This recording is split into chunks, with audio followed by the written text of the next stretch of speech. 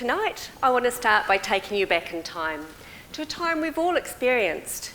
That is, when we were one-year-old babies. Picture your one-year-old self. What were you like? Adorable, perhaps? Probably cute? That's often how one-year-olds are described and portrayed. But do the words competent, confident, communicator spring to mind? Tonight, I'm arguing that one-year-old children are competent, confident communicators, as Te Whāriki, our early childhood curriculum in New Zealand, aspires for them to be. I'm arguing that one-year-olds are, as well as being great communicators, also skilled storytellers. How can that be true, you might ask? Most babies aren't even talking yet. Well, let me explain. My PhD research shows that one-year-old children are competent, skillful communicators, but the evidence for this depends on three things. Firstly, a positive view of one-year-olds as being capable communicators who have something to say. Secondly, an understanding that communication is multimodal. In other words, not just about verbal talk, but also about visual gestures and body language, for example.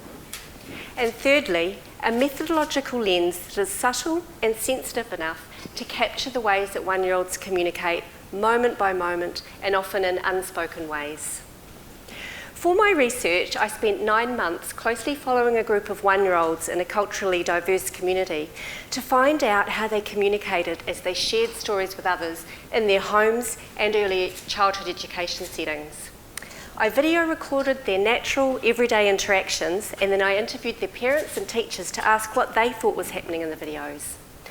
What I found was that a multimodal view of communication beyond talk allows us to see the ways that one-year-olds are active storytellers, not just passive listeners. Stories are not just about adults reading books to children, they can also be the everyday conversations that involve two-way interactions.